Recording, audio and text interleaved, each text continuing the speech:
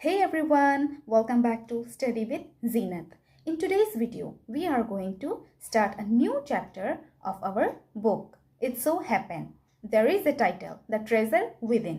इसका मतलब होता है The Treasure Within का मतलब होता है कोई ऐसा चीज़ जिसमें कि पोटेंशियल है, कुछ नया करने का टैलेंट है, यूनिक टैलेंट है उसके पास और स्ट्रेंथ है उसको कुछ करने का, और हिडन जो कि छुपा हुआ रहता है, अंडर डेवलप्ड जो डेवलप नहीं हुआ है। इस कहानी में बताया गया है कि कोई इंसान में पोटेंशियल होता है, हर इंसान अलग अलग होता है और हमें समझने वाली बात है, हमको ये समझना चाहिए और सारे पेरेंट्स को ये समझना चाहिए कि हर बच्चा एक दूसरे से अलग होता है, उसे नया करने का पोटेंशियल होता है, यूनिक पोटेंशियल होता है। सारे बच्चों में अलग अलग टाइप के पोटेंशियल होते हैं। जो बच्चे पढ़ाई में कमज़ोर है, इसका मतलब ये नहीं है कि वो अदर फील्ड में अच्छे नहीं होंगे। और फ्रंट बेंचर कुछ बच्चे होते हैं स्कूल में कि जिसको सारी बातें समझ में आती है, जो अच्छे होते हैं पढ़ाई में, एकदम टॉप करते हैं, तो ठीक है, उसको लोग कहते हैं कि ये तो कुछ बड़ा करेंगे। लेकिन जो बच्चे पीछे रह जाते हैं नॉर्मल बच्चों से,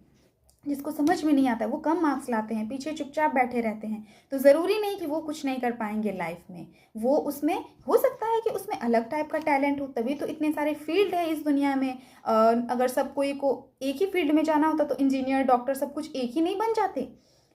नहीं, यहाँ पे बहुत सारे फील्ड है। जैसे कि अगर उसको पढ़ाई में मन नहीं लग रहा है तो हो सकता है कि उसको ड्राइंग में इंटरेस्ट हो, उसको राइटिंग में इंटरेस्ट हो, या फिर उसको सिंगिंग में, अदर स्किल्स में उसको इंटरेस्ट हो। हर एक बच्चे में अलग अलग टाइप के पोटेंशियल होते हैं, अलग अलग टाइप के टैलेंट्स होते हैं, बस वो छुपा हुआ रहता है, हमें बस उसको निखारने की ज़रूरत होती है। तो हमें ऐसे नहीं कंपेयर नहीं करना चाहिए बच्चों को कि उसका बेटा इतना सारा मार्क्स ले आया, इतना मार्क्स ले आया, तुम क्यों नहीं कुछ अच्छा कर रहे हो, ये वो कंपेयर नहीं करना चाहिए। बस हिडन टैलेंट को पहचानने की ज़रूरत है कि आप किस चीज़ के लिए बने हो, आप क्या बेहतर कर सकते हो। ज़रूरी नहीं कि सारे बच्चे पढ़ाई में ही अच्छे हो, कुछ अदर फील्ड में भी अच्छा परफॉर्म करते हैं। तो ये कहानी इसी के बारे में बता रही है। देखिए, every child is a potential achiever. हर बच्चा जो होता है, हर बच्चे में एक पोटेंशियल होता है कुछ अचीव करने का, सफल व्यक्ति बनने का। And it's different from others children in her his style of learning. और हर बच्चे का सीखने का तरीका भी अलग होता है। कोई बच्चा तुरंत सीख लेता है, एक बार में ही उसको समझ में आ जाता है, लेकिन कोई बच्चे को समझने में देरी लगती है। एन एरिया ऑफ इंटरेस्ट, और कुछ बच्चे को इंटरेस्ट भी नहीं होता है, अलग अलग डिफरेंट फील्ड में इंटरेस्ट होता है। Read the interview that follows. It is based on a conversation between Miss Bela Raja, editor of Spurs, a newsletter from the resource center, the Valley School, Bangalore, and Mr. Hafiz Contractor, one of India's leading architects. यहाँ पे एक interview में जो conversation, जो बातें हो रही है, उसके बारे में बताया जा रहा है। बेला राजा और हफीज, मिस्टर हफीज के बीच में क्या कन्वर्सेशन हुआ, क्या बातें हुई, उसके बारे में हम यहाँ पे आगे पढ़ने वाले हैं। तो इस कहानी में बेला राजा जो है वो एडिटर है एक, उसके और मिस्टर हफीज के बीच में बातें हो रही है। मिस्टर हफीज जो है वो आर्किटेक्ट्स है, जो पूरे बिल्डिंग का जो लेआउट बनाते हैं, उसका कैसे होगा, सारा मेजरमेंट वगैरह बिल्डिंग का कैसे क्या होना चाहिए, सब चीज़ सही जगह पे होना चाहिए, वो इंडिया में सबसे ज़्यादा टॉप पे आते हैं मिस्टर हफीज, उसी आर्किटेक्ट्स में से। तो उसके और बेला राजा के बीच में कन्वर्सेशन हो रहा है। तो थोड़ा सा जान लेते हैं हम लोग मिस्टर हफीज के बारे में, जो कि पेज के जो ये चैप्टर ख़त्म होता है वहाँ पे पीछे में है प्रोफाइल करके। चलिए देखते हैं। Hafeez Contractor was born in 1950. He did his graduate diploma in architecture from Mumbai in 1975 and completed his graduation from Columbia University. तो ये जो थे 1950 में पैदा हुए थे और इन्होंने अपना ग्रेजुएशन डिप्लोमा आर्किटेक्चर से ही किया था मुंबई में 1975 में, और अपना ग्रेजुएशन कंप्लीट किया कोलंबिया यूनिवर्सिटी में, New York, USA. USA means United States of America. On a Tata scholarship, Hafiz Contractor commenced his career with T. Kherghat as an apprentice architect, and in 1977 he became the associate partner in the same firm. तो इन्होंने अपने career का शुरुआत जो है 1977 में किया और वहीं पे जहाँ पे स्टार्ट किया वहीं पे एसोसिएट पार्टनर के रूप में काम भी किया। Between 1977 and 1980 Hafeez was a visiting faculty at the academy of architecture. और 1977 से 1980 के बीच में हफीज़ जो है एकेडमी ऑफ आर्किटेक्चर है मुंबई में, वहाँ पे फैकल्टी के रूप में गेस्ट के रूप में आए भी थे मुंबई में। He is a member of the Bombay heritage committee and New Delhi Lutyens bungalow zone review committee. तो ये जो है बॉम्बे हेरिटेज कमेटी और न्यू दिल्ली कमेटी के मेंबर भी रहे हैं। अब आप सोच रहे होंगे कि इन्होंने इतना कुछ अचीव किया, इतने बड़े आदमी बने, इतने फेमस हो गए, तो ये पक्का ही टॉपर स्टूडेंट रहे होंगे। और टॉपर नहीं हुए रहे होंगे तो फिर एवरेज स्टूडेंट तो रहे ही होंगे, बिलो एवरेज तो रहे नहीं होंगे, मतलब बहुत कम जानकार वाले में से तो रहे नहीं होंगे, एवरेज मतलब ठीक ठाक पढ़ाई में होंगे, ऐसा लग रहा होगा, लेकिन ऐसा नहीं है। वो बिलो एवरेज स्टूडेंट रहे थे, वो बहुत कम मार्क्स लाते थे अपने स्कूल में। His practice had modest beginning in 1982 with a staff of 2। जब उसने अपना स्टार्ट किया था करियर तो वहाँ पे ओनली 2 स्टाफ थे। बिगनिंग 1982 में सिर्फ 2 स्टाफ थे, modest beginning. Today, the firm has over 350 employees, including senior associates, architects, interior designer, draftsmen, and civil engineering team, and architectural support staff.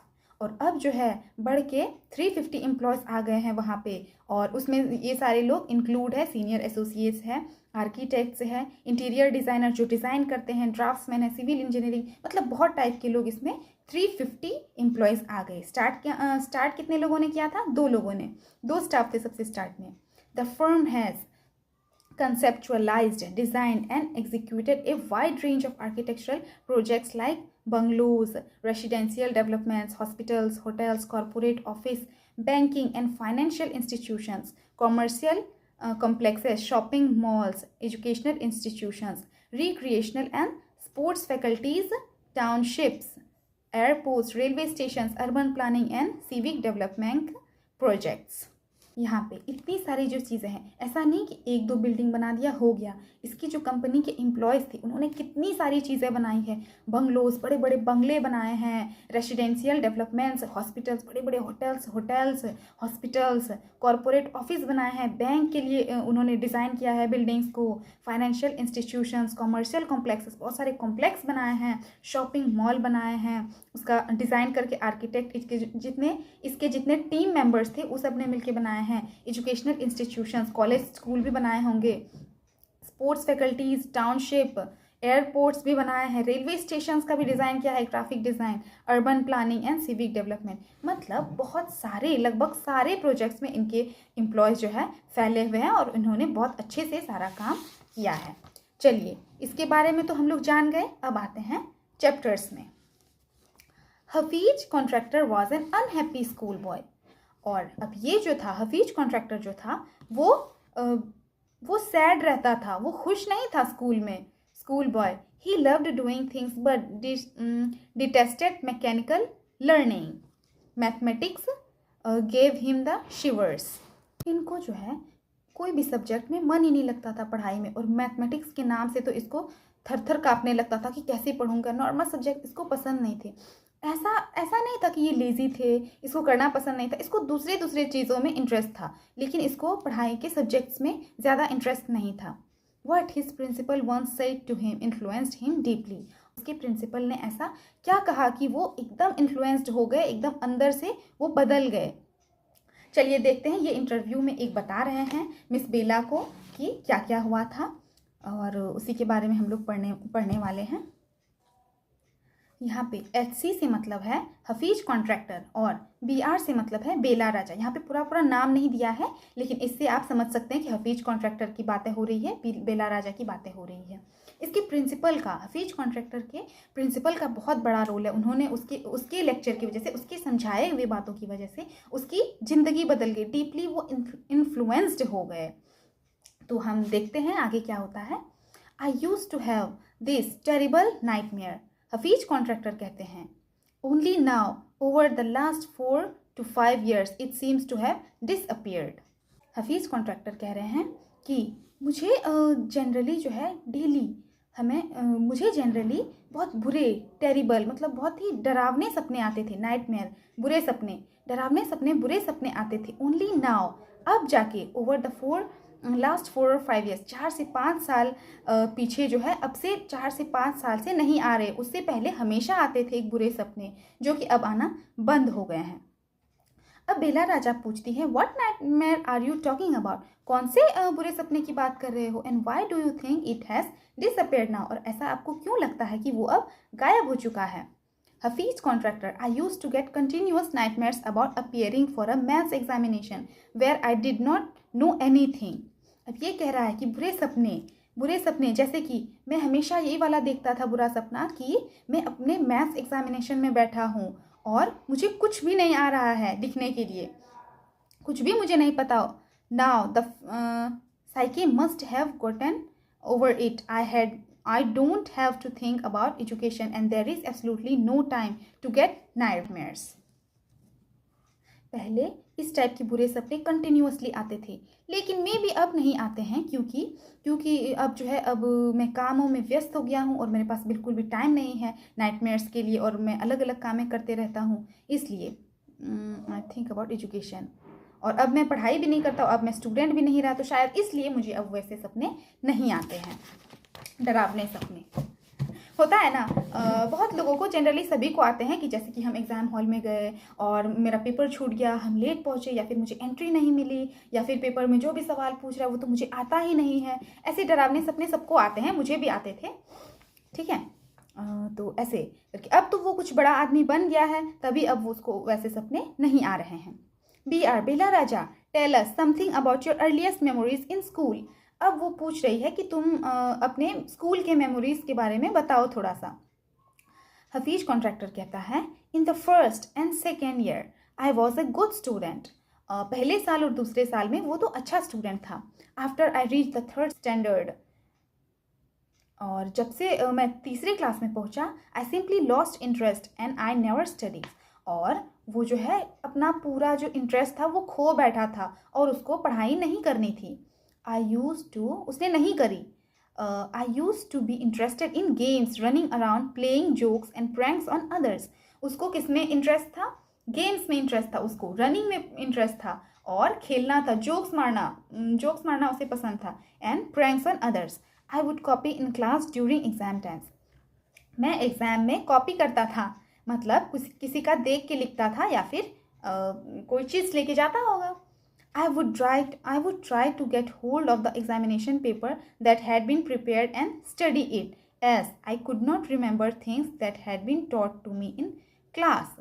उसको कुछ भी समझ में नहीं आता था। ये क्या करता था? जुगाड़ लगाता था कि क्वेश्चन पेपर जो भी एग्जाम्स में आने वाले हैं, जो क्वेश्चन आने वाले हैं, उसका किसी तरह से जुगाड़ करता था और उसको प्रिपेयर करके आता था और उसमें लिख देता था, या फिर ये चीटिंग कर लेता था इधर से उधर से ऐसे करके, तो फिर ये पास हो जाता था। इसको पढ़ाई में बिल्कुल भी मन नहीं लगता था, इसको गेम्स में इंटरेस्ट था, इसको इधर उधर भागते रहता था, दिन भर जोक्स मारते रहता था, प्रैंक्स करते रहता था, इसी चीज़ में इंटरेस्ट था। However, later one sentence spoken by my principal changed my life. और later बाद में क्या हुआ कि मेरा जो प्रिंसिपल था उसके एक सेंटेंस ने मेरी लाइफ बदल डाली। चलिए देखते हैं। When I approached my 11th standard, the principal called me and said, "Look here, son, I have been seeing you from day one. You are a good student, but you never studied." तो जब वो 11th standard में पहुंच गया था, तो principal ने उसे बुला के कहा कि देखो बेटा, मैं तुमको डे 1 से देख रहा हूँ, क्योंकि उसने फर्स्ट स्टैंडर्ड में अपना नाम लिखाया था फर्स्ट स्टैंडर्ड में, तो तब से वो उसको 11th स्टैंडर्ड तक देख रहा है उसका प्रिंसिपल, और कह रहा है कि तुम एक अच्छे स्टूडेंट हो, लेकिन तुम कभी पढ़ाई नहीं करते हो।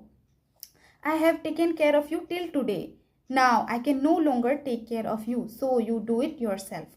मैंने तुम्हारा ध्यान आज तक रखा है, लेकिन अब मैं तुम्हारा ध्यान आगे नहीं रख पाऊंगा। तुम अब 11th स्टैंडर्ड में आ गए हो, अब आगे 12th स्टैंडर्ड में जाओगे तो बोर्ड्स होंगे वहाँ पे। यहाँ तक तो मैंने जैसे तैसे तुमको कभी फेल नहीं होने दिया, तुमको एक ही क्लास में 2 बार रह जाओ ऐसा नहीं होने दिया मैंने तुम्हें। मैंने अच्छे से ध्यान रखा है, लेकिन इसके आगे मैं तुम्हारा ध्यान नहीं रख पाऊंगा। अब तुम्हें खुद करना होगा जो करना है तुम्हें। He talked to me for 5 minutes. उसने मुझसे 5 मिनट तक बातें की. You don't have your father. Your mother has worked so hard to bring you up and paid all your fees all these years. But you have only played games. अब 5 minute तक उसके principal ने उससे बातें किया. कहा कि तुम्हारे पापा नहीं हैं. उसके पापा नहीं थे, अनफॉर्चुनेटली उसके पापा नहीं थे. और तुम्हारी माँ जो है बहुत मेहनत करती है, बहुत मेहनत करके पैसा कमाती है, और उसके बाद सारे फीस पे करती है, टाइम पे करती है, और तुम सिर्फ गेम खेलते हो. Now you should rise to the occasion and study. अब तुम्हें जो है अपने पैरों पे खड़ा होना पड़ेगा और तुम्हें अच्छे से पढ़ाई करनी होगी.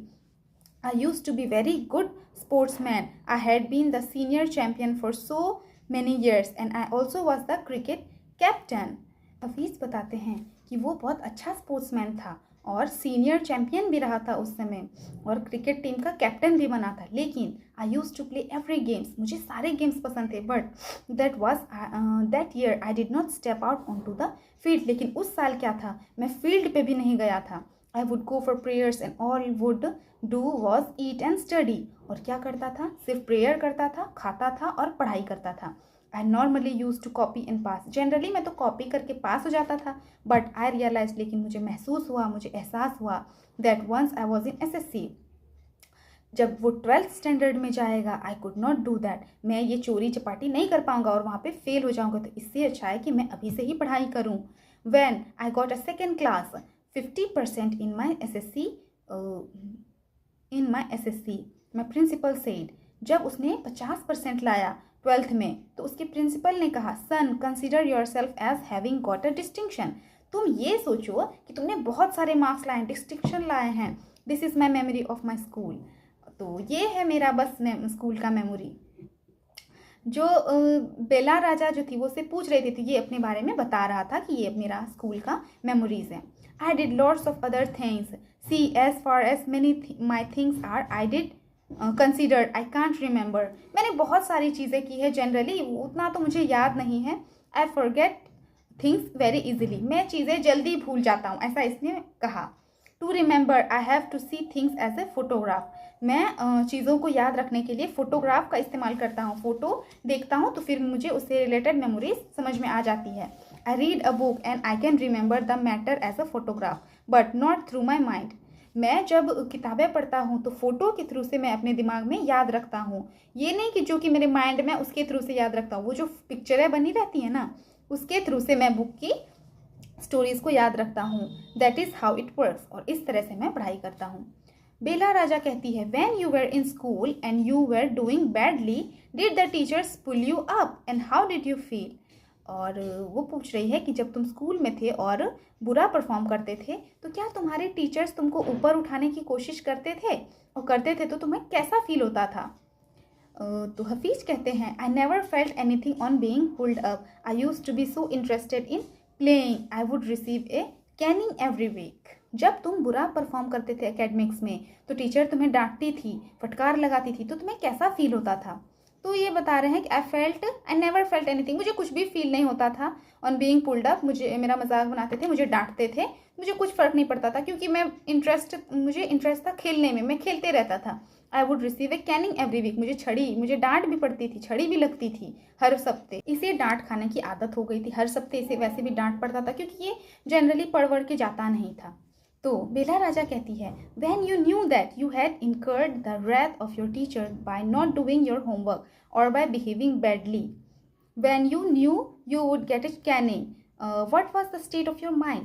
अब वो पूछ रही है कि जब तुम बहुत ज़्यादा अपने टीचर को इरिटेट कर देते थे, एकदम दिमाग ख़राब कर देते थे उसका होमवर्क कंप्लीट ना करके. वो भले ही बहुत बार बोले तुमको पढ़ने के लिए, लेकिन जब तुम उसका होमवर्क कंप्लीट करके नहीं आते थे, एकदम इरिटेट कर देते थे टीचर को, और जब वो तुम्हें कैनिंग मारने वाली ही रहती थी, तब तुम्हारे माइंड में क्या आता था तुम्हारे दिमाग में. Hafeez contractor, state of mind, just lift up the hand and they would can you. जैसे बस हाथ आगे करो और वो तुम्हें मार देंगी. It would hurt badly. वो मुझे दर्द तो बहुत देता था. And then I would have to forget about it. फिर मैं उसको भूल जाता था, मार खा के भूल जाता था. Because I would want to go and play. क्योंकि उसे बस ये चाहिए था कि मैं बस जाऊँगा उठ के और खेलूँगा. उसे खेलने में बहुत ज़्यादा ही इंटरेस्ट था. तो तुम सब में से बताओ कितने लोगों ने अपने स्कूल में बहुत पिटाई करी है और अपना होमवर्क कंप्लीट करके नहीं जाते थे। तो सच सच बताना कमेंट सेक्शन में, ठीक है। मुझे सब पता है तुम लोग में से कौन कौन होमवर्क नहीं बनाते थे। बेला राजा कहती है, यू नेवर फेल्ट इनसिक्योर और थ्रेटेंड। तुम्हें डर नहीं लगता है कि टीचर इतना मारती है हमको, तुम बस खड़े खड़े हाथ उठा के मार खा लेते हो, फिर चले जाते हो खेलने के लिए, तुम्हें डर वर नहीं लगता था? तो ये जवाब देता है। हफीज कहता है, I was just interested in playing and nothing else. मुझे बस खेलने में इंटरेस्ट था और किसी चीज़ में नहीं था कि जल्दी जल्दी मार खा लूँगा फिर खेलने का पीरियड में मैं खेलने जाऊँगा। I was most interested in funny pranks. इसको फनी प्रैंक्स करना बहुत ज़्यादा पसंद था। वन डे, एक दिन क्या हुआ, I did not want to study. इसको पढ़ने का बिल्कुल मन नहीं करता था। So I created a distraction. फिर पढ़ाई से ध्यान भटकाने के लिए for 1 whole hour we played चोर पुलिस। 1 घंटे के लिए उन्होंने चोर पुलिस खेला। चोर पुलिस में क्या होता है जनरली कि एक बच्चा चोर बनता है, एक पुलिस बनता है, तो चोर वाला छुपेगा और पुलिस उसे ढूंढेगा। तो पढ़ाई में मन नहीं लग रहा था, तो इसने सोचा कि चोर पुलिस खेल लेते हैं, फिर मन लगने लगेगा वही थोड़ा बहुत। तो फिर क्या होता है, every Saturday we were allowed to go into town to see a movie. तो एवरी सैटरडे को जो है शनिवार को अलाउ था टाउन में, शहर में मूवी देखने का। So what I would do was have no lunch and collect money from 40 to 50 students and run and buy the tickets. तो क्या किया कि इसने जो है उसने लंच भी नहीं किया और पैसे इकट्ठे करने चले गए 40 से 50 स्टूडेंट के बीच में। 40 से 50 लोगों से इसने पैसे इकट्ठे किए और दौड़ा गया, भागता गया टिकट खरीदने के लिए, मूवी का टिकट खरीदने के लिए वो भागा। On my way back I would eat to my heart's content. वैसे तो वो लंच करके नहीं जाता था और जैसे ही आता था तो वो पेट भर, मतलब मन भर खाना खाता था, बहुत ज़्यादा खाते ही रहता था जब तक उसका मन नहीं भर जाता था। तो I use to be the leader of a gang. वो जो है अपने गैंग का, जितने कुछ बच्चे थे उसमें से वो लीडर हुआ करता था। We would have gang fight and plan strategies. ये लोग जो है फाइट करता था और स्ट्रेटजीज प्लान करता था। These things use to interest me more than any academics. और ये सब चीज़ें उसको एकेडमिक्स से, पढ़ाई लिखाई से बहुत ज़्यादा इंटरेस्ट आता था इन सब चीज़ों में। इसको क्या है, फाइट करने में, जैसे कि दूसरे गैंग लीडर से लड़ाई हो गई तो फाइट में कैसे जीतेंगे वो सब प्लान बनाते रहता था। स्ट्रेटजी मतलब प्लान बनाता था फाइट के लिए, फाइट में कैसे हम जीतेंगे, किसको हराएंगे, ये करेंगे वो करेंगे, मतलब एक्स्ट्रा दिमाग वो बहुत लगाते रहता था। और इसे पढ़ाई वढ़ाई में इंटरेस्ट नहीं था, इसे प्रैंक्स करने में इंटरेस्ट था, स्पोर्ट्स में इंटरेस्ट था और ये सब। गैंग का ये लीडर भी था, ऐसा नहीं था कि ये लेजी था, कुछ नहीं करता था, ऐसा नहीं था। इसे इन सब चीज़ों में ज़्यादा इंटरेस्ट था। Students used to book my textbooks for the following year because they were almost brand new. I probably opened them one day before exam. तो उसके जो बुक्स थे, उसको जो बुक्स मिलते थे वो जो है वैसे के वैसे धरे रह जाते थे और वो एकदम न्यू, ब्रांड न्यू लगता था देखने में, क्योंकि वो सिर्फ एग्जाम के एक दिन पहले ओपन करता था। अब वो मन नहीं करता होगा तो नहीं करता होगा, इसलिए उसके बुक्स जो है एकदम चकाचक, एकदम रैक पे पड़े हुए, सजे हुए, ऐसे ब्रांड न्यू दिखते थे। तुम लोग में भी ऐसे बहुत सारे बच्चे हो जो कि मेरी इंग्लिश की बुक कभी निकालते ही नहीं हो। बुक माई टेक्स्ट बुक, बुक करना मतलब होता है पहले ही रिजर्व कर लेते थे। जैसे कि अगर ये 7 या फिर 8 स्टैंडर्ड का बच्चा, 8 स्टैंडर्ड का अगर ये बच्चा है तो 7 वाले जैसे 8 में जाएंगे, इसकी बुक्स को रिजर्व कर लेते थे कि इसका तो ब्रांड न्यू रहता है, ये तो खोलता नहीं है, इसका पहले ही बुक कर लेते हैं चलो, और उससे पैसे भी मिल जाते थे तो इसका काम हो जाता था। ये जनरली ओपन नहीं करते थे, इसको मन ही नहीं करता था पढ़ाई में। तो यहाँ पे फर्स्ट हाफ कंप्लीट हो जाता है। अब सेकेंड हाफ में देखते हैं हम। बेला राजा कहती है, how did you get into the field of architecture. तो तुम जो है आर्किटेक्चर वाले फील्ड में कैसे गए, पूछ रहा है। हफीज कहता है, in the college for architecture nobody who had got below 80 to 85% was allowed to enter. अब आर्किटेक्चर वाले कॉलेज में जो है इस 80 से 85% वाले बच्चों को ही एडमिशन मिलता था, और इसके कितने परसेंट थे, ओनली 50% थे। आई हैड ओनली 50%, इसके पास सिर्फ 50% थे। I wanted to join the army. तो इसने क्या सोचा कि अब जैसे कि पसंद वाले जगह पे अगर एडमिशन नहीं मिल पाता है तो लोग छोटे छोटे रास्ते देखने लगते हैं कि मैं यहाँ पे तो नहीं आ पाया, मैं यहाँ पे एडमिशन ले लेता हूँ यहाँ पे। तो इसने क्या किया कि इसने सोचा आर्मी ज्वाइन करने का। I got my admission letter but my aunt tore it up. और वो अपना एडमिशन लेटर भी लेके आया था, लेकिन उसकी जो आंट थी उसने उसको फाड़ दिया था। Then I decided that I wanted to join the police force. फिर इसने फैसला किया कि ये पुलिस फोर्स ज्वाइन करेगा। माई मदर सेड, इसकी मम्मी कहती है, don't join the police force, just do your graduation. तो उसकी मम्मी इसके लिए भी मना कर दी कि पुलिस फोर्स तुम ज्वाइन नहीं करो, तुम बस ग्रेजुएशन कर लो। सो I went to Jai Hind college in Bombay. सो ये मुंबई चला गया जय हिंद कॉलेज में अपना ग्रेजुएशन पूरा करने। There I was to either take French or German, though I had studied French for 7 years, I did not know 7 words of French. और वहाँ पे क्या था, उस कॉलेज में क्या था, इसको फ्रेंच सब्जेक्ट लेना था, फ्रेंच लेना था या फिर जर्मन लेना था। तो ये जो है इसने 7 साल पढ़ाई करी थी फ्रेंच में और इसको 7 अल्फाज भी नहीं पता थे फ्रेंच के, इसलिए जो है सो आई टुक जर्मन, इसलिए इन्होंने जर्मन सब्जेक्ट ले लिया। देन माई जर्मन टीचर डाइड, और उसके बाद जब इन्होंने जर्मन सब्जेक्ट लिया तो इसके जर्मन टीचर जो थे वो किसी न किसी कारण से वो डेथ कर गए थे। The college told me that I could change the college और टेक फ्रेंच, और इसका कॉलेज तब कह रहा था कि पढ़ाने के लिए तो कोई था नहीं, अब जर्मन टीचर ही नहीं रहे तो इसके कॉलेज वाले कह रहे थे या तो तुम फ्रेंच ले लो या तो तुम कॉलेज चेंज कर दो। Who would give me admission in another college, तो उसने कहा कि मुझे दूसरे कॉलेज में कौन एडमिशन देगा। I had got admission to Jai Hind bye influence, मुझे इस कॉलेज में एडमिशन मिला है इन्फ्लुएंस, इसको भी जो है बाय सोर्स से किसी न किसी के थ्रू से इसको इस कॉलेज में एडमिशन मिला था। चूंकि इसके 50 मार्क्स 50% ही थे, इसलिए किसी न किसी सोर्स के थ्रू से इसको एडमिशन मिला था जय हिंद कॉलेज में Mumbai. So I thought okay I will take French, तो इसने कहा कि ओके कोई बात नहीं मैं फ्रेंच ही ले लूँगा। And I started learning French again, और इसने क्या किया, दोबारा से फ्रेंच पढ़ना स्टार्ट किया और सीखना स्टार्ट किया। I learn it from my cousin, इसने फ्रेंच अपने एक कजिन से सीखा जो कि she was an architect's wife, और उसके पति क्या थे, आर्किटेक्ट में थे। I was going to an architect's office to learn French, और ये रोज़ जाता था आर्किटेक्ट्स के ऑफिस में फ्रेंच सीखने, इसका कोई नाता नहीं था आर्किटेक्ट में, ये फ्रेंच सीखने जाता था। बेला राजा वॉज, अब कह रही है was it then that you decided you wanted to do architecture, तो क्या वो यही वक्त था जब तुमने आर्किटेक्ट सीखने का तय किया, डिसाइड किया। HC means Hafeez, actually it all happened quite by chance, और उसने कहा कि ये सब तो अचानक ही हो गया, बाय चांस हो गया। In the architects office I saw somebody drawing a window detail, a window detail is very advanced drawing. तो वहाँ के ऑफिस में क्या देखा इन्होंने, हफीज कॉन्ट्रैक्टर ने देखा कि वहाँ के ऑफिस में एक इंसान जो था ना वो विंडो खिड़की का ड्राइंग बना रहा था, और वो जो कि बहुत एडवांस ड्राइंग था, वो जो है ड्राइंग बना रहा था बहुत ही डिटेल में। I told him that his drawing was wrong, तो इसने क्या कहा कि उसको जाके कहा कि ये ड्राइंग जो है ना ये गलत है। That the window he had drawn would not open, उसने उसको कहा कि तुम्हारी ड्राइंग गलत है, ये जो विंडो है वो ओपन नहीं होगा। जो कि बहुत एडवांस ड्राइंग था, बहुत ही डिटेल के साथ जो ड्राइंग था उसमें इन्होंने ऐसे कह दिया। तो he then had a bet with me and later he found that indeed his drawing was wrong. उन्होंने इसके साथ शर्त भी लगाई जिसको कि हफीज ने सलाह दिया था कि ये ड्राइंग गलत है, इसकी खिड़की जो है नहीं खुलने वाली है। तो सच में उसका ड्राइंग गलत निकल गया और उसकी खिड़की नहीं खुलने वाली थी। My cousins husband was surprised, और इसके कज़न जो कि जिसकी वाइफ के पास ये सीखने आता था, उसके हस्बैंड जो थे वो सरप्राइज हो गए। He asked me to draw a few specific thing, तो उसने क्या है, हफीज कॉन्ट्रैक्टर के कजिन के हस्बैंड जो थे वो उसने कुछ चीज़ें बनाने को कहा, इसे डिज़ाइन करने को कहा, विच आई इमीडिएटली डिड। तो इसने क्या किया, हफीज ने उसे तुरंत बना दिया। He asked me to design a house and I designed a house, उसने फिर इसे एक घर डिज़ाइन करने के लिए कहा, तो हफीज ने एक घर भी डिज़ाइन कर दिया।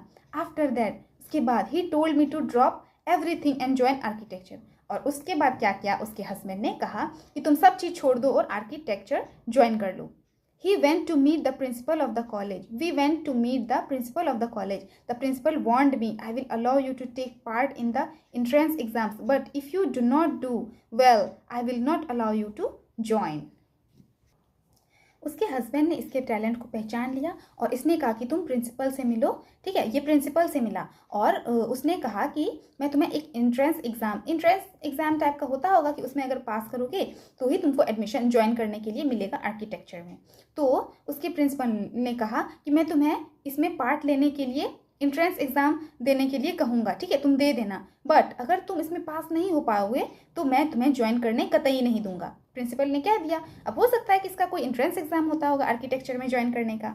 I got an A+ in the entrance exam, और इसने A+ लाया इसमें एंट्रेंस एग्ज़ाम में। And from that day it was a cake walk, और उस दिन से क्या हो गया, ये जो था इसके लिए केक वॉक था। केक वॉक मीन्स होता है समथिंग ईजी टू अचीव, मतलब कुछ ऐसा जिसके लिए कोई ऑब्स्टेकल्स नहीं आया उसके रास्ते में, बस उसको वो चीज़ मिल गया। I had never made a plan, उसने कभी प्लान नहीं बनाया था। But I knew how something looked like from the top, लेकिन ये बहुत अच्छे से ऑब्जर्व करता था कि कोई भी चीज़ कैसे ऊपर से दिखता है, इसीलिए इन्होंने उस गलती को पकड़ लिया था। और उसके कज़िन के हफीज के कज़िन के हस्बैंड ने इसके पोटेंशियल को पहचान लिया कि इस बच्चे में काबिलियत है, और उसने प्रिंसिपल के पास भेजा एंट्रेंस एग्जाम के लिए। I had never known what a section was, but I knew if you cut a plan, what it would look like. इसे कुछ नहीं पता था कि प्लान्स क्या होते हैं, सेक्शन क्या होते हैं, कैसे बनाएंगे, लेकिन इसको ये चीज़ पता था कि जब इस प्लान को हम कट करेंगे तो ये कैसा दिखेगा। ये बहुत अच्छे से ऑब्जर्व करते थे। I stood first class first through out after that, और उसके बाद से इन्होंने जितना बार एग्जाम दिया हर चीज़ में उन्होंने अव्वल फर्स्ट आया वो हर क्लास में। I believe that all this understanding came from what I use to play and do during school. तो ये हम मानता था कि हमको इतनी समझदारी है। ऐसे तो नहीं है कि इसने आर्किटेक्चर पढ़ लिया था बचपन में, ऐसा नहीं है, लेकिन इसे लगता था इन्होंने जो खेल से सीखा था, खेलने के दौरान में खेल में ही जो इसने सीखा था वही इसकी पोटेंशियल थी, और उसी से इसकी अंडरस्टैंडिंग डेवलप हुई थी। I had a friend called Bahram Divecha, इसके पास एक फ्रेंड था, ये बताते हैं कि मेरा एक दोस्त था Bahram. We use to have competitions between us for designing forts guns and ammunitions. ये कीले बनाता था, वो दोनों एक दूसरे से कंपटीशन रखता था। पहले के डेज़ में कंपटीशन में इसने कीले बनाता था, गन्स वगैरह बनाता था, एम्यूनिशन बॉम्ब बारूद कुछ ऐसे टाइप का डिज़ाइन बनाता था। Each of us would design something in an effort to be different, और दोनों इतना डिफरेंट टाइप का बनाते रहता था कि कैसे जीत जाएं, कुछ तो अलग बना के जाएंगे तब हम जीत जाएंगे। दोनों में कंपटीशन चलता था।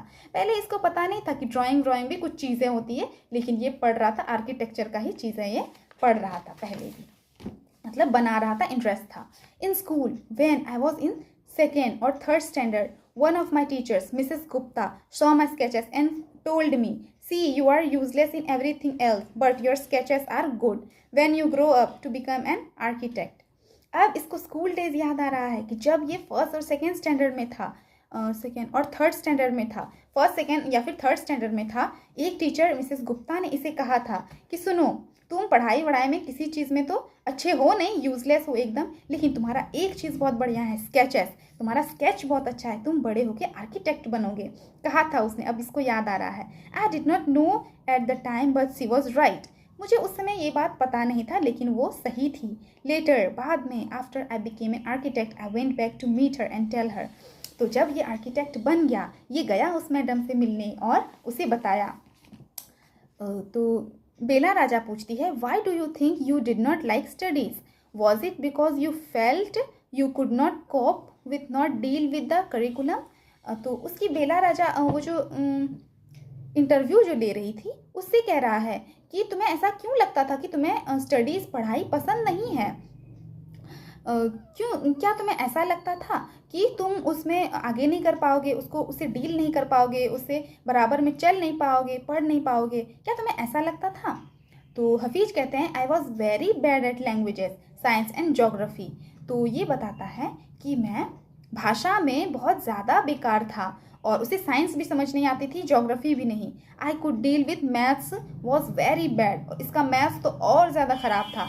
I just was not interested, इसको बस किसी चीज़ में इंटरेस्ट ही नहीं था, पढ़ाई लिखाई में। I was studying for the shake of studying, मैं बस पढ़ाई करता था, पढ़ाई से बचने के लिए बस पढ़ाई कर लेता था। What they taught me today, ये बस इसलिए पढ़ता था क्योंकि पढ़ना बहुत ज़रूरी है और पढ़ना पड़ता था, पढ़ाई करनी पड़ती है। इसे मैथ साइंस में तो ठीक ही लगता था, डील कर लेता था, लेकिन इसे लैंग्वेजेस बहुत ज़्यादा बेकार लगते थे, पढ़ाई में मन ही नहीं लगता था, और मैथ्स तो उसका बहुत ज़्यादा बुरा था।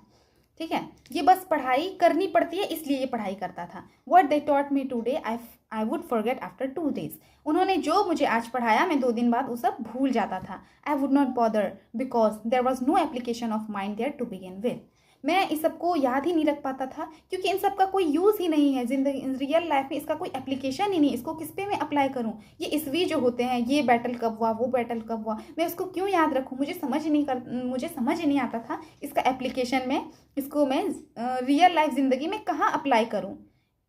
समझ आ रहा है ना। तो ऐसे नहीं, हमारे स्कूल के एजुकेशन में ऐसा सिखाना चाहिए कि एप्लीकेशन भी सिखाना चाहिए। और हम हमेशा वैसे स्टूडेंट को ज़्यादा ध्यान देते हैं जो कि पढ़ाई में अच्छे होते हैं, तो उसको स्पोर्ट्स में भी सपोर्ट करते हैं सब चीज़। लेकिन वैसे बच्चे को हम सपोर्ट नहीं करते हैं जो कि पढ़ाई में बुरे होते हैं, उसको हमेशा डांटें मिलती है और उसको अच्छे से हम समझ नहीं पाते हैं। वैसे बच्चों को वो दूसरे सब्जेक्ट में, दूसरे फील्ड में वो बहुत अच्छा करते हैं, उसका दिमाग बहुत चलता है, लेकिन पढ़ाई में कभी कभी नहीं चलता।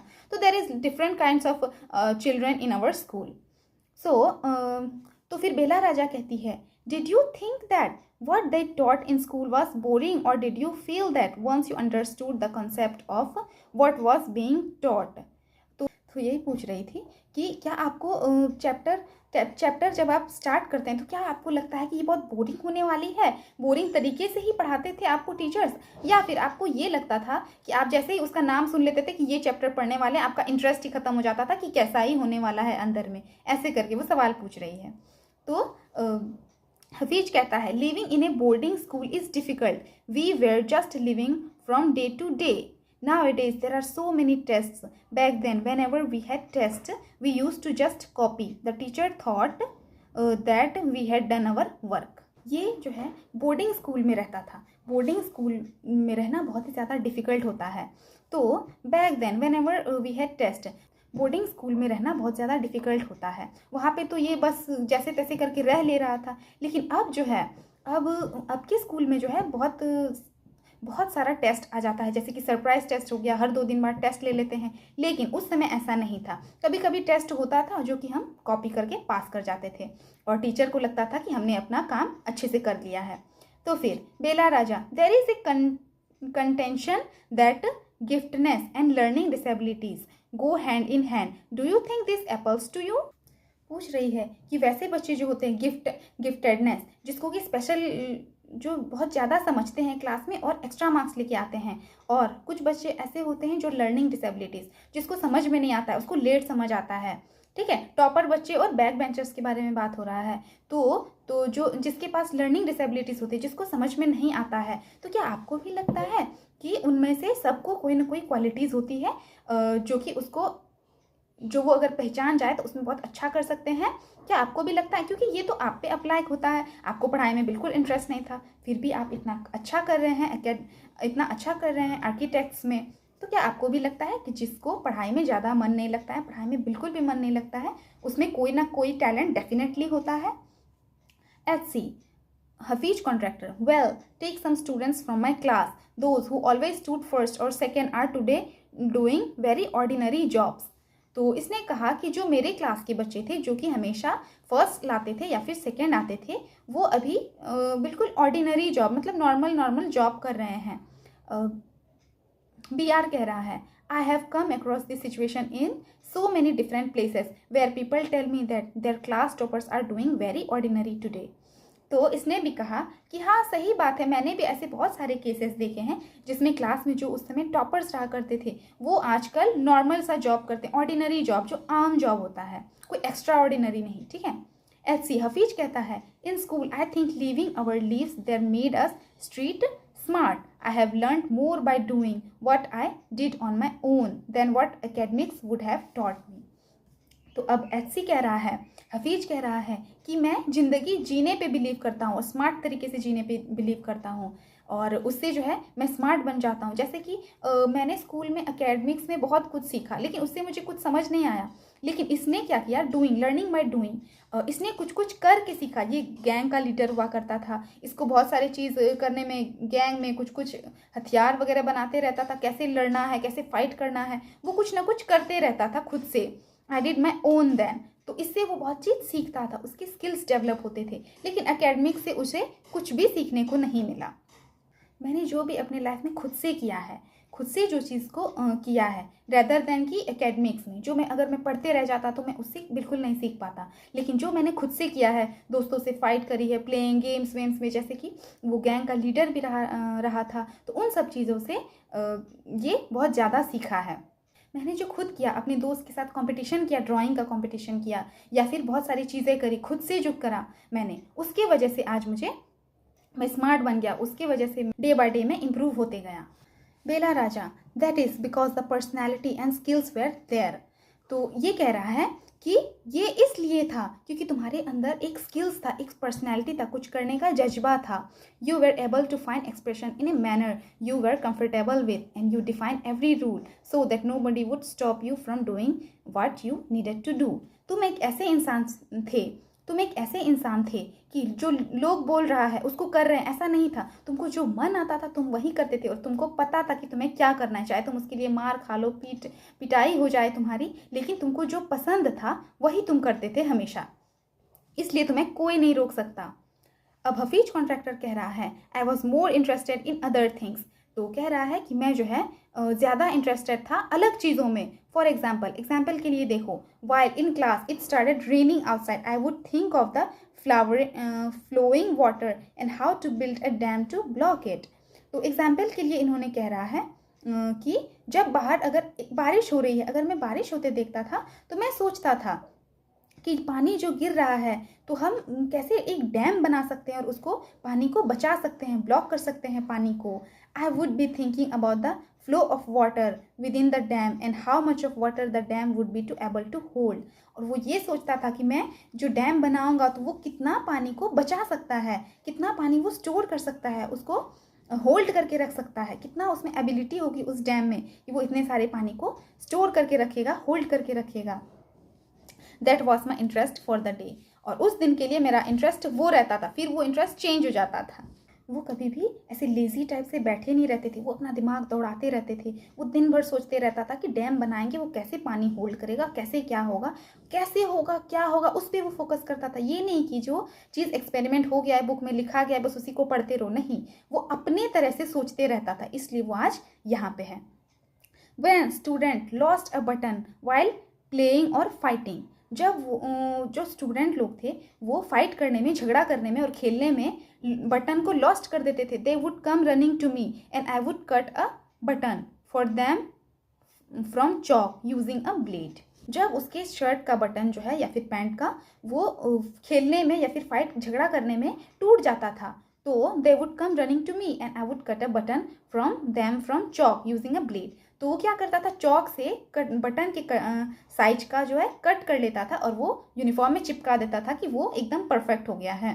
तो ऐसे वो क्रिएटिव दिमाग लगाते रहता था. Discipline in the school was very important and no student could afford to have a button missing. और स्कूल का डिसिप्लिन जो है वो बहुत ही ज़्यादा इंपॉर्टेंट होता है और कोई भी बर्दाश्त नहीं करेगा. एक बटन अगर गुम जाए तो कोई भी ये नहीं करेगा, गुस्सा करेगा या फिर डांट लगाएगी. डिसिप्लिन इतना ज़्यादा रहता था कि उसको डांट पड़ती कि बटन क्यों नहीं है, ये वो फलाना ढिमकाना. The student would get past dinner with a full neat uniform. और जो डिनर के वक्त होता था तो एकदम नीट एंड क्लीन, साफ सुथरे ड्रेस यूनिफॉर्म रहते थे. And after that it did not matter. और उसके बाद जो है कोई फ़र्क नहीं पड़ता था. अब स्कूल के डेज़ में तो ये सब बहुत इंपॉर्टेंट है. नेल स्कर्ट्स होने चाहिए, आप में प्रॉपर हेयर टाई है कि नहीं, आपके बटन सही से है कि नहीं, बटन टाई, ये सब की तो बातें बहुत अच्छे से करी जाती है. और ये तो बोर्डिंग स्कूल था, डिसिप्लिन सबसे फर्स्ट आता है. और यहाँ पे ये बटन लगा देता था तो ये लोग डिनर में भी आराम से चले जाते थे, खा पी लेते थे और फिर उसके बाद ख़त्म हो जाता था मैटर. बेला राजा जो कह रही है, coming to the present, how do you decide as you what kind of structure you want to give a client. अब अभी के टाइम में आते हैं, तुम डिसाइड कैसे करते हो कि तुम अपने क्लाइंट को, तुम अपने जैसे कि लोग आते हैं ना डिज़ाइन बनवाने के लिए आर्किटेक्चर से, तो तुम अपने क्लाइंट को कैसे ये करते हो, तुम कैसे उसको सजेस्ट करते हो कि ये वाला क्लाइंट को ये वाला स्ट्रक्चर देंगे. तो हफीज कहते हैं, I look at the client's face, his clothes, the way he talks and pronounces, the way he eats and I would know what his taste would be like. तो ये क्या करता है, अपने क्लाइंट को देखता है, उसका फेस देखता है, उसके कपड़े देखता है, वो कैसे बातें करता है, वो कैसे बातें बोल रहा है, प्रोनाउंस कर रहा है और किस तरह से वो खा रहा है, उसका टेस्ट क्या है हर चीज़ में, वो सब वो ऑब्जर्व करता था. I can relate to people in a way that would be comfortable. और वो किस तरह से कंफर्टेबल होगा, किस टाइप के स्ट्रक्चर से, तो वो ये सोचता था. I sketch very spontaneously on a paper on the spot. That paper I give to my people in the office. और उसके बाद जो है वो बहुत जल्दी से, एक स्पॉन्टेनियसली बहुत जल्दी से एक स्केच बनाते हैं और वो स्केच बना के अपने डिपार्टमेंट वाले को दे देते हैं कि ऐसे ऐसे डिज़ाइन करना है, वैसे वैसे। फिर वो लोग अपने काम पे जुट जाते हैं। फिर ये जो है बहुत अच्छे से ऑब्जर्व करता है, वो अपने क्लाइंट के कंफर्टेबल के हिसाब से वो अपना घर का डिज़ाइन, आर्किटेक्ट का डिज़ाइन बनाता है, क्योंकि वो कंफर्टेबल होना चाहिए ना। अगर लोग रूरल टाइप से है, उस तरह का बिहेवियर है, वो कैसे बातें कर रहे हैं, कैसे खा पी रहे हैं, तो उसके हिसाब से वो समझ जाता था कि किस टाइप की घर इसको पसंद आएगी, कैसी खिड़कियाँ पसंद आएगी, ये सब। इसलिए वो स्केच बना देता था और उसके बाद उसके ऑफिस वाले, उसके जो एम्प्लॉयज़ थे, वो सब इसके डिज़ाइन पे काम करने पे जुट जाते थे। अब बेला राजा पूछती है, you do it instinctively?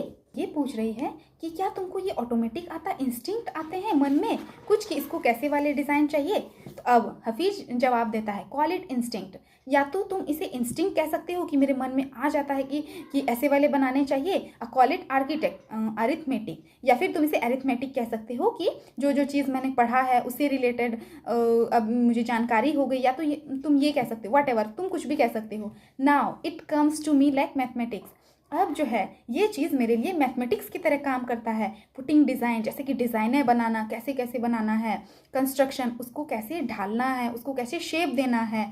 Psychology, उसका माइंड थ्योरी, जैसे कि वो क्लाइंट को पढ़ के, क्लाइंट को कैसा चीज़ चाहिए, उसके हाव भाव को, उसके सब चीज़ को ऑब्जर्व करके जो वो करता है साइकोलॉजी के थ्रू से, अब वो भी पढ़ रहा है वो फेस में। एंड सोशियोलॉजी से हो जाएगा कि वो उसको डील कैसे करते हैं, लोगों से कोलैब कैसे करेंगे, डील कैसे करेंगे अपने क्लाइंट से, ये सब सोशियोलॉजी में आ गया। Putting together and making a sketch from all that is mathematics. और इन सब चीज़ों को मिला के ही मैं उसे ही मैथमेटिक्स कहूँगा, और वो इसी तरह से इसको रियल लाइफ में यूज़ करता है। मैथ जो है ये मेरे लिए प्रैक्टिकल है कि इन सब चीज़ों को बना के हम कैसे एक डिज़ाइन तैयार कर सकते हैं, आर्किटेक्ट कर सकते हैं।